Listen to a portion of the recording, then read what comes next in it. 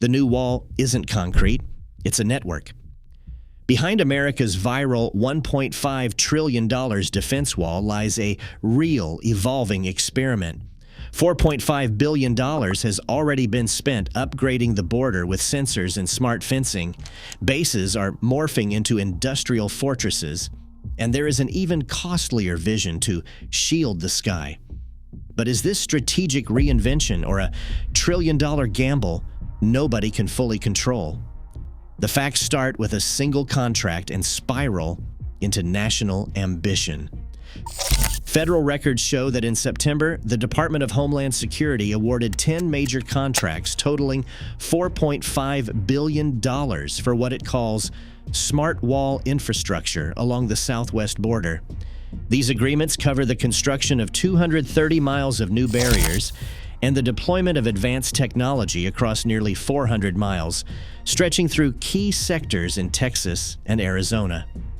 The primary contractors, BC Construction Group, Barnard Spencer Joint Venture, and Fisher Sand and Gravel, were selected to deliver a bundled package of steel fencing, waterborne barriers in the Rio Grande, patrol roads, flood-resistant drainage, lighting, and a dense network of sensors and cameras.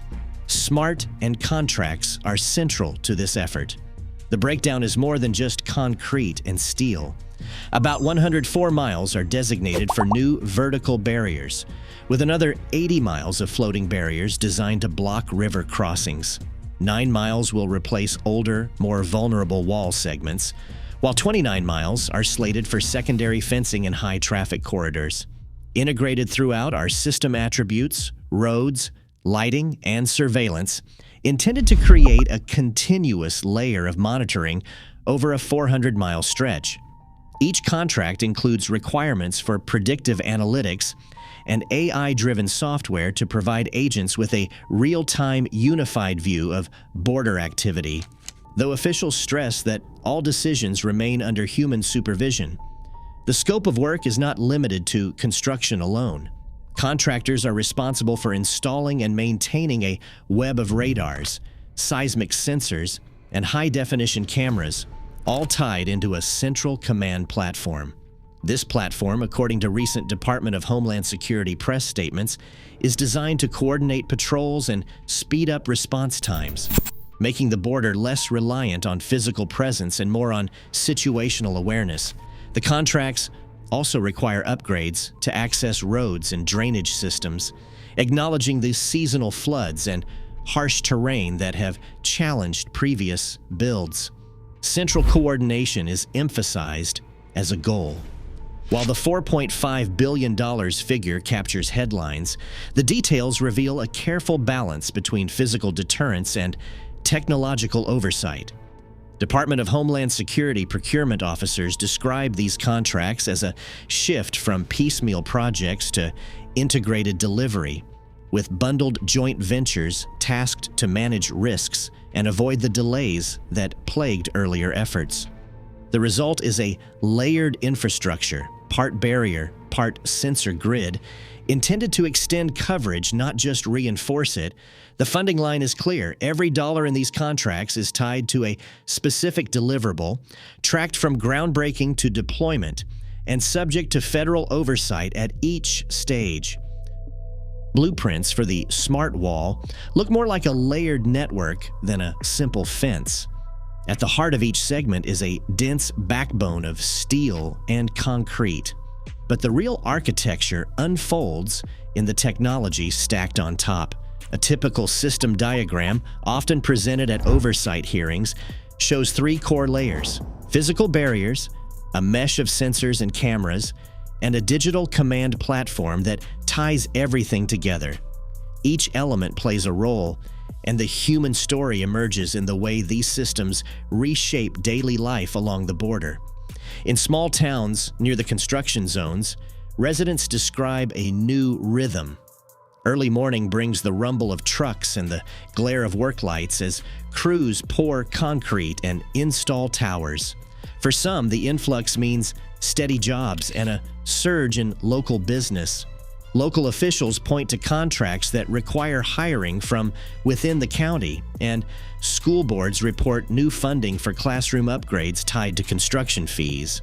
But others voice concern over noise, dust, and the sudden presence of high-tech surveillance. Ranchers in Starr County mention the hum of generators and the flicker of infrared lights at night, while community leaders in Laredo worry about the long-term impact on privacy and wildlife corridors. Border Patrol agents, now working from upgraded command centers, describe a shift in their day-to-day routine. Instead of long hours patrolling remote stretches, many now monitor real-time feeds from hundreds of cameras and motion sensors. The technology gives us visibility we never had before, a supervisor said in a recent council meeting, but every alert still gets checked by a human. If the system flags movement, it is up to agents to decide what happens next. Oversight remains a constant thread. Federal inspectors visit sites unannounced, reviewing logs and testing backup power. According to a DHS procurement officer, every piece of equipment down to the last sensor is tracked from delivery to installation, with contractors required to submit detailed status reports. "We are not just building a fence," the officer said. "We are building an integrated system, and every component is accountable." A simple overlay, often shown in public briefings, draws a line between what is funded and what is still a concept. The $4.5 billion in current contracts pays for specific trackable miles and technology installations. The broader vision, stretching for thousands of miles, remains a proposal. For the people living and working along the border, the difference is more than a line on a map.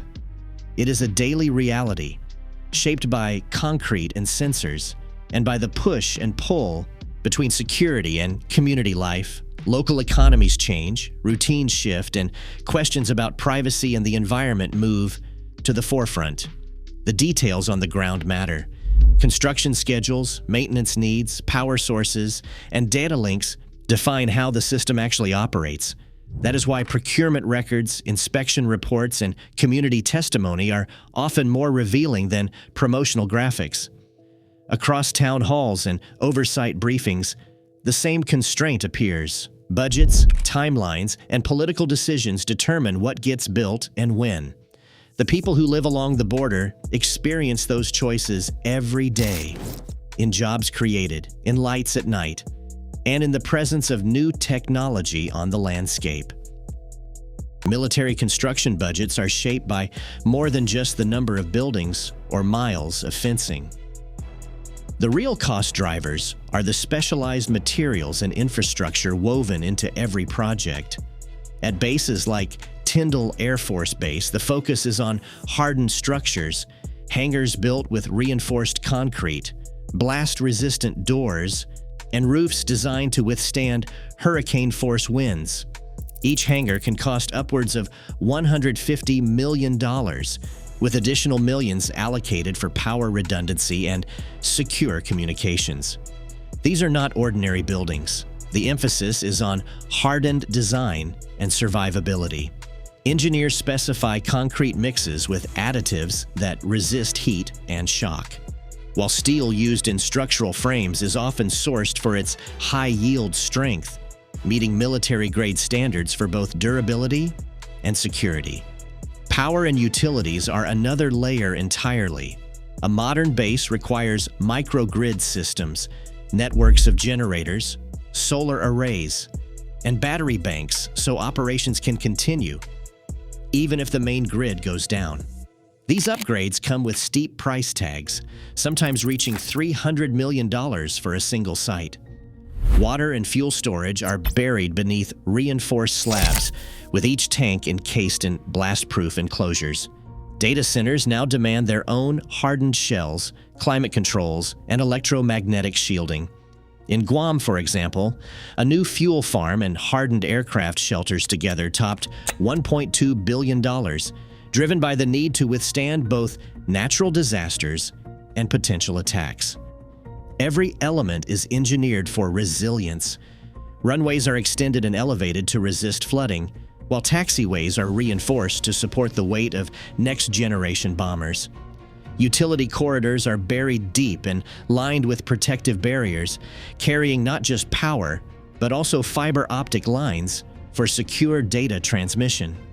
These technical requirements multiply across dozens of sites, turning base construction into a national system of fortified nodes.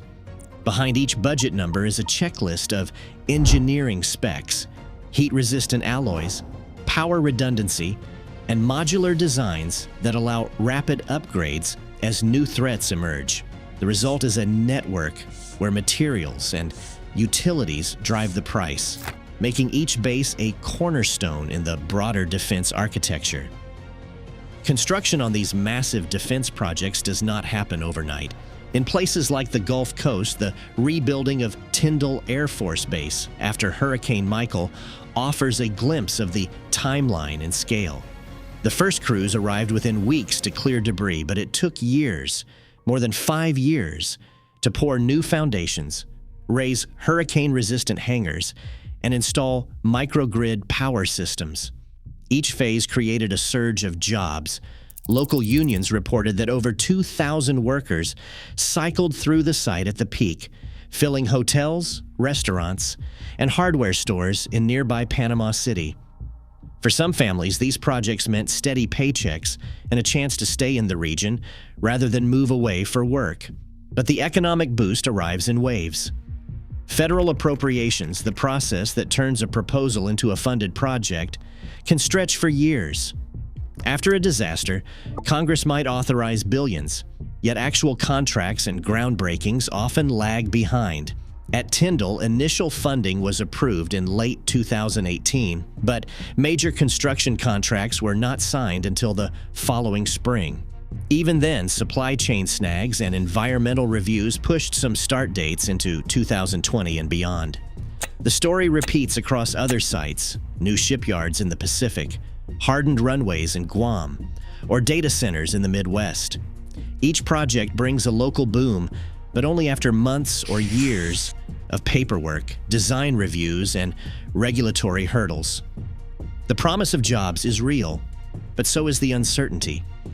Towns near new bases or border builds often brace for a surge in traffic, higher rents, and strains on schools and hospitals.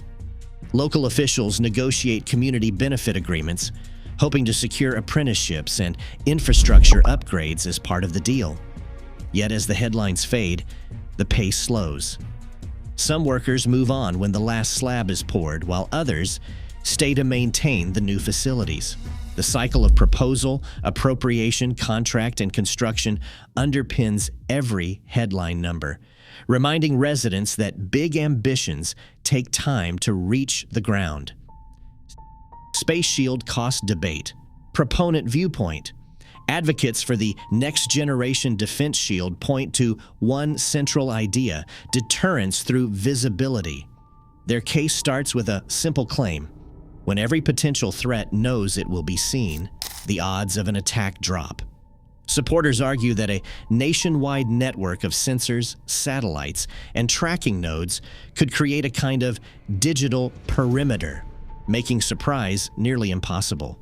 A leading proponent testifying before Congress says the technology exists to knit together land-based radars, space-based sensors, and airborne platforms into a seamless warning system. He told lawmakers to imagine a shield that does not just react, but predicts.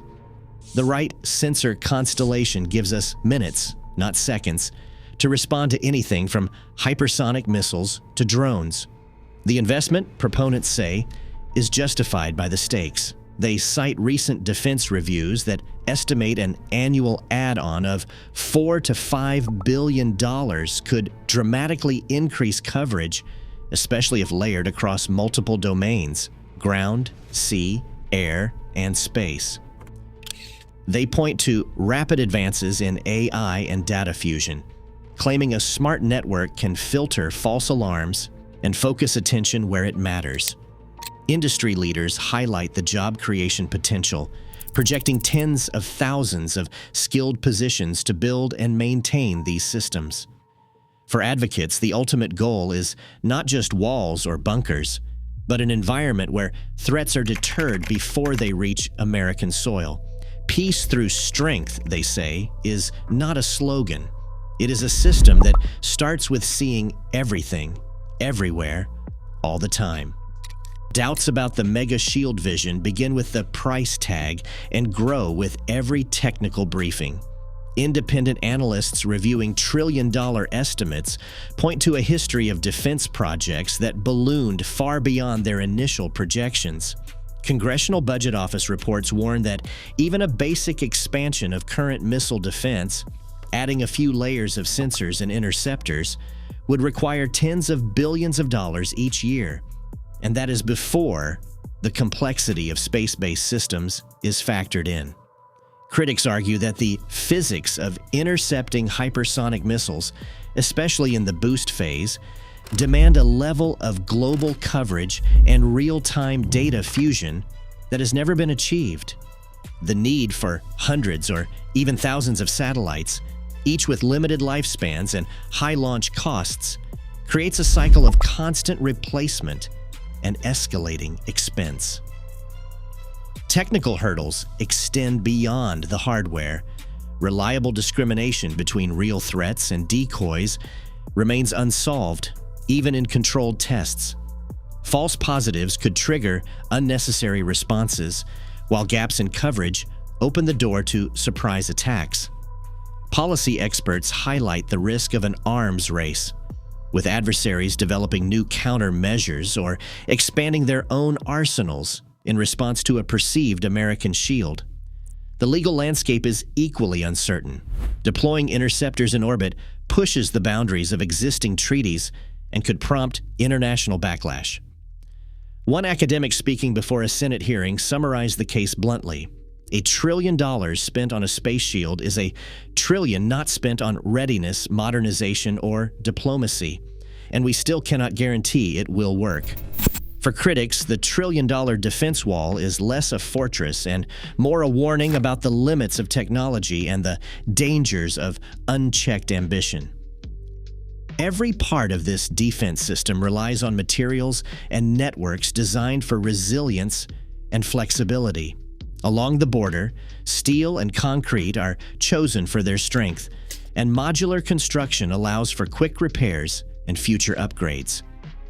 At military bases, engineers specify alloys that can withstand intense heat and blast pressure, and utility corridors are buried deep to protect power and data lines from storms and sabotage.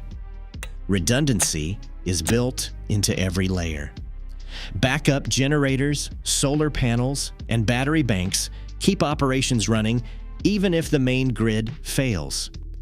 Communications follow the same logic. Fiber optic cables run alongside wireless relays, ensuring that if one path is cut, another can carry the signal. The real glue comes from data integration. Sensors on the border, cameras at bases, and satellites overhead all feed into command centers where AI-driven analytics sort through thousands of signals to highlight urgent threats. This network is not just a collection of parts, it acts like a nervous system, connecting distant outposts and frontline personnel in real time. The goal is seamless coordination. If a sensor detects movement or a base loses power, the system can reroute resources and alert decision-makers before a problem spreads. The border, the bases, and space systems all depend on these connections to function as a single, adaptable shield. Every dollar that flows into these defense projects passes through a 5-stage pipeline, each step guarded by layers of oversight and political negotiation. It starts with a proposal, often a sweeping figure like $1.5 trillion, crafted by defense officials or the administration as part of the annual budget request. But a proposal is only the beginning. Congressional committees, including the House and Senate Appropriations Committees and the Armed Services Committees, hold the power to reshape, shrink, or stall any spending plan. Hearings stretch for months, with budget analysts from the Congressional Budget Office and the Government Accountability Office dissecting line items, projecting costs, and flagging potential overruns. Once appropriations are set, the money moves to federal agencies, which draft contracts and publicly announce awards. Even then, funds are not fully released until the Treasury Department issues the actual payments, often in installments tied to specific milestones. Inspectors from the Government Accountability Office conduct audits and site visits, reviewing whether contractors deliver on time, on budget, and in compliance with federal law. At each stage, proposal, appropriation, contract, construction, operations, there are checkpoints designed to catch waste, fraud, or technical failure. As one analyst from the Congressional Budget Office put it, headline figures rarely survive intact. The final cost and scope are always shaped by these controls, and no project escapes the political gatekeeping that defines the American defense budget.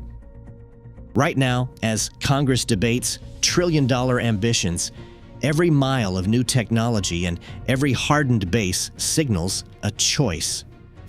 What price will be paid for security, and who decides when enough is enough? In a world of shifting threats, infrastructure cannot guarantee safety. It can only shape risk and cost. The real wall is not concrete or code.